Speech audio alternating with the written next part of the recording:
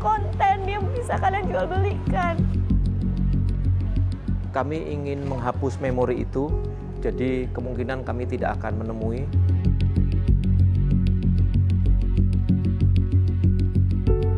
Begini kondisi daycare pasca digerebek oleh polisi pada hari Jumat lalu.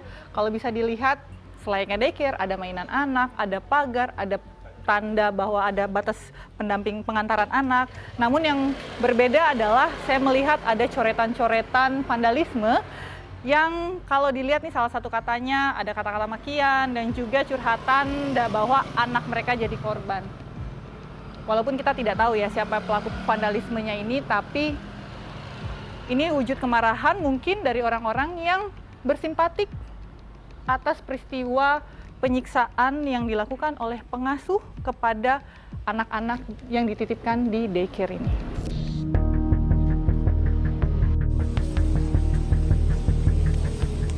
Jumat 24 April adalah hari yang tidak akan pernah dilupakan bagi para orang tua yang menitipkan anak-anak mereka di daycare Little Arisa.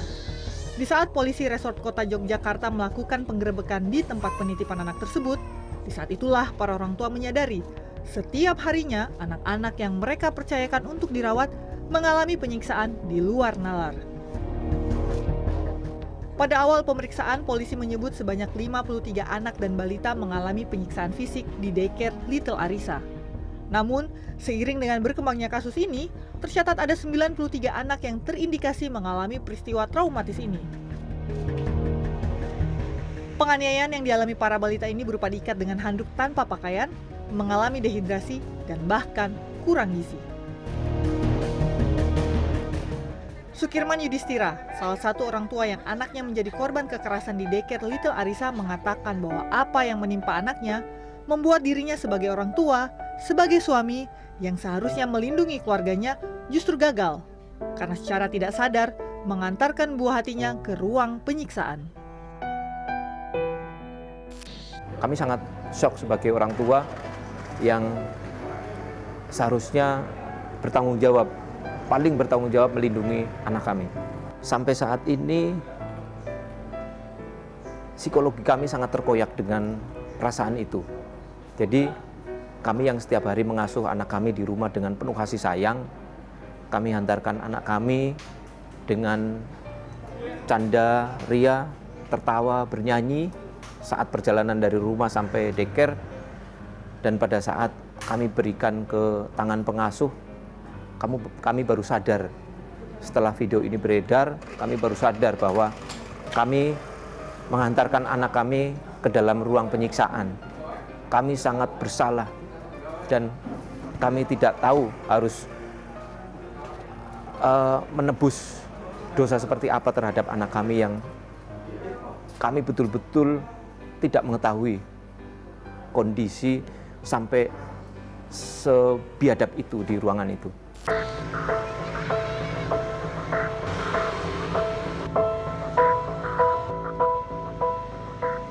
Perasaan gagal dan berdosa sebagai orang tua juga dirasakan Hairunisa. Dia tidak menyangka buah hati pertamanya harus mengalami penyiksaan luar biasa. Penyiksaan itu berdampak pada tumbuh kembang anaknya yang belum genap berusia 2 tahun. Nisa mengakui jika pada seminggu pertama anaknya dititipkan ke Little Arisa, muncul ruam-ruam di pergelangan tangan anaknya. Dokter mengatakan penyebabnya adalah lingkungan yang kotor. Sakit yang diderita oleh anaknya memicu konflik dalam rumah tangga. Tidak terpikir sama sekali jika penyebabnya adalah penyiksaan yang dilakukan oleh para pengasuh di daycare. Sebenarnya itu ada yang aneh itu sebenarnya dari minggu pertama masuk. Cuman aku masih positif thinking karena yang kena tuh baru kayak sakit kayak di tangan gitu. Karena memang sebelumnya tuh sakitnya dia tuh keringat buntut aja, tapi kok keringat buntut kok kayak ada airnya, kayak ada infeksi, kayaknya nggak mungkin.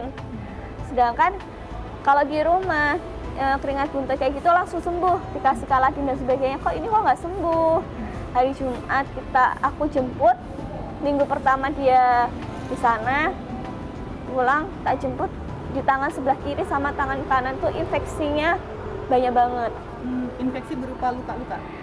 Iya, kayak cacar air tapi bukan cacar air, kayak flu Singapura tapi bukan flu Singapura. Oh. Mbak kemudian ke dokter. Pulang dari tempat sana, habis dari jemput, pulang langsung bilang ayahnya, "Yang, ayo kita kemana?" "Kita ke DSA." "Kenapa?" "Tangannya Ali dua-duanya kayak gini nih." Kagetlah dia. "Ya udah ayo kita ke sana." Nah, dibilangilah sama DSA-nya, "Ini bukan cacar air, bukan flu Singapura ya Mbak, tapi ini infeksi karena tempatnya kotor atau yang dipakai anak ini adalah kotor, airnya kotor atau mungkin air solokan dan sebagainya." Oh, dokter bilang gitu. Nah, di situ kaget. Sempet saya sama suami tuh berantem lah. "Kamu sih yang kurang bersih gini. Kalau kurang bersih dari dulu mungkin cowok itu nggak akan seperti ini terus. Ini baru kali ini loh dia kayak gini." Menurut psikolog anak Yulia Mukti Rufaida, pengalaman traumatis yang dialami anak di bawah 5 tahun akan mempengaruhi fungsi kognitif anak, yang tentu saja berhubungan dengan perkembangan kecerdasan anak. Di usia-usia ini malah rasa aman yang nggak kebangun, malah rasa trust-nya tidak terbangun, ini yang justru akhirnya membuat anak belajar merasa bahwa oke, lingkungan aku nggak aman nih gitu, nggak ada orang yang bisa menciptakan rasa aman buat aku, berarti dunia aku nggak aman. Nah, tapi menariknya adalah anak tuh belum bisa nih mengidentifikasi kalimat-kalimat seperti ini, karena biasanya ini udah orang dewasa yang biasa ngerti. Yang dia rasakan adalah mungkin sensasi dalam tubuhnya yang akhirnya bereaksi seperti itu. Pertama, pengalaman ini langsung berdampak ke bagian otaknya, yaitu bagian primal. Mungkin kalau saya boleh bilang ini adalah primal brain-nya untuk mengidentifikasi aman gak amannya itu untuk survival. Nah, ketika otak seorang anak itu langsung memberikan sinyal bahwa lingkungan gak aman, akhirnya muncullah respon-respon stres pada anak gitu. Nah, respon stres ini nanti akhirnya dimunculkan ke perilaku-perilakunya relatif bermasalah, tanda kutip bermasalah ya. Misalnya, jadi anak cenderung clingy, misalnya clingy pada orang tuanya, clingy yang berlebihan ya, tapi dalam artian ya, clingy yang berlebihan, terus juga reaksi tantrum yang sulit sekali ditenangkan kayak gitu. Jadi sudah berusaha ditenangkan sama orang tuanya, tapi kok rasanya nggak bisa aman kayak gitu ya, kayak gitu. Terus juga mungkin ada perilaku-perilaku yang lebih tidak terregulasi, misalnya jadi rentan untuk melempar barang, berteriak, atau menangis yang tidak bisa dikendalikan. Salah satu cara memulihkan rasa trauma anak-anak adalah dengan melibatkan profesional. Anak-anak, apalagi balita, belum memiliki kemampuan untuk mengartikulasikan emosi mereka dengan bercerita, sehingga butuh perawatan khusus agar anak-anak yang menjadi korban kekerasan bisa meregulasi emosi mereka yang muncul akibat peristiwa traumatis. Bermain adalah bahasa anak-anak, dan mainan ini adalah kata-kata yang bisa digunakan anak-anak untuk memproses rasa traumanya. Tapi tentu saja ini tidak bisa dilakukan oleh sembarangan orang, bahkan dengan orang terdekat. Harus didampingi oleh profesional agar rasa trauma anak-anak itu bisa diregulasi dan tumbuh kembangnya bisa kembali pulih.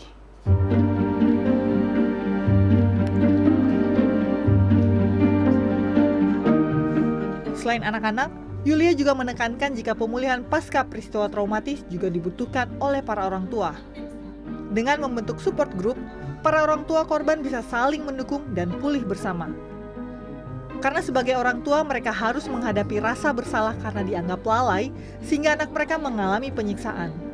Atau kecaman-kecaman yang muncul seiring beredarnya video yang mempertunjukkan kondisi anak-anak mereka yang tidak berdaya di bawah pengasuhan di daycare Little Arisa membayangi para orang tua.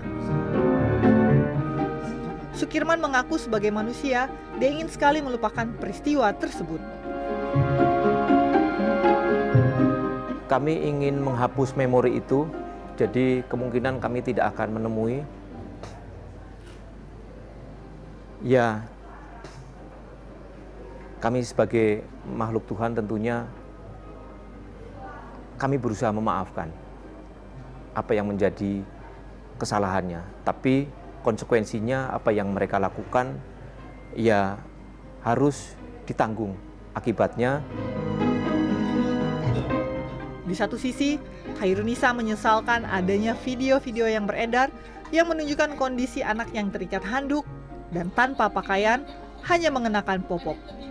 Nisa takut kelak anaknya akan menghadapi perundungan atau akan dikenal sebagai anak yang disiksa di daycare.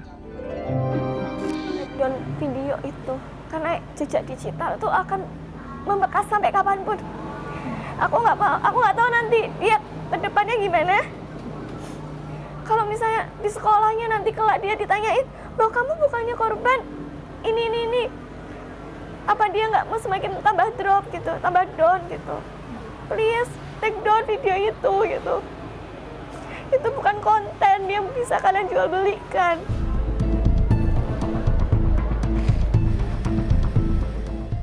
Pemerintah Kota Yogyakarta beberapa waktu lalu mengundang orang tua korban daycare Little Arisa untuk diberikan psikoedukasi. Kegiatan ini difokuskan untuk membantu para orang tua mengatasi trauma dan rasa bersalah yang masih mereka rasakan hingga saat ini.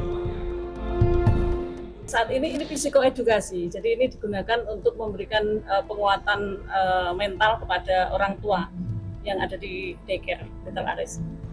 Sangat penting karena ini kan menumbuhkan kembali. Selama ini kan orang tua jadi merasa ini salahku menyekolahkan di sini, ada perasaan seperti itu. Kenapa kok saya begini? Nah, ini mulai kita coba untuk melakukan psikoedukasi agar ini segera terurai, trauma-traumanya juga bisa dihilangkan.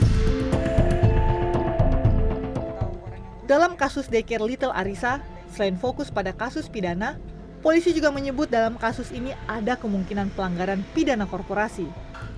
Ini menjadi penting karena menurut Profesor Sigit Rianto, ahli hukum pidana korporasi Universitas Gadjah Mada, ada kaitannya dengan pemberian restitusi atau ganti rugi dari pelaku kepada para korban. Karena ini berkaitan dengan anak ya, mungkin pidana tidak cukup Mbak. Karena ada sanksi yang namanya apa? Ganti kerugian dan restitusi Mbak. Nah, termasuk nanti melibatkan LPSK gitu kan, bisa menghitung berapa kerugian material dan imaterial yang dapat diperkirakan atas perbuatan itu. Nah itu, oleh karena itu ya menurut saya sekarang saya sering menyampaikan ketika penyuluhan, hati-hati berkaitan dengan tindak pidana yang berhubungan dengan ini anak gitu kan, kekerasan seksual itu kan, karena selain sanksi pidana ada sanksi yang namanya restitusi gitu kan. Nah, kerugian yang dapat dibayar dan itu ditentukan oleh LPSK. Kalau korupsi saja hanya mengatakan kerugian yang terbukti, tapi kalau ini enggak, kerugian tidak hanya formal tapi imaterial, ya kan? Tidak hanya material tapi juga imaterial. Penyidik dari Polres Kota Yogyakarta terus mendalami kasus ini, mengingat jumlah korban yang mencapai lebih dari 90 anak-anak balita. Meski telah menetapkan 13 orang sebagai tersangka, 17 lainnya dikenakan wajib lapor, tidak menutup kemungkinan adanya tersangka baru dalam kasus yang keji ini. Kami sudah menghubungi pihak Polres Kota Yogyakarta untuk mengetahui tindak lanjut mengenai kasus penganiayaan balita di daycare Little Arisa. Melalui sambungan telepon, Humas Polres Kota Yogyakarta mengatakan para penyidik masih menggali motif dan mencari alat-alat bukti tambahan serta kemungkinan menetapkan tersangka baru dari kasus penganiayaan balita ini.